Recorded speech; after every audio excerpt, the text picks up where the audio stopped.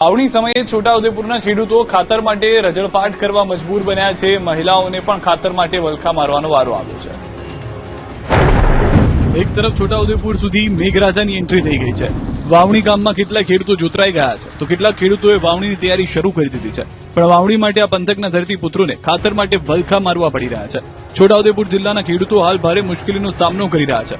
બોડેલી અને પાવી જેતપુર પંથકમાં ખેડૂતોએ હોંશે હોંશે વાવણી તો કરી દીધી છે, પરંતુ હવે પાકના પોષણ માટે જરૂરી ખાતર મળતું જ નથી। ચલામલી ગામે ખાતર માટે દરરોજ લાંબી લાઈન લાગતા જગત નહોતા, અહીં વહેલી સવારથી જ ખાતરની આશામાં લાઈનો લગાવીને બેસી જાય છે, પણ રાત સુધી જોઈએ એટલું ખાતર મળતું નથી। ખેડૂતોની વ્યથા છે કે છેલ્લા 4 દિવસથી તેઓ માત્ર ધક્કા ખાઈ રહ્યા છે, છતાં તેમને ખાતર નસીબ થતું નથી।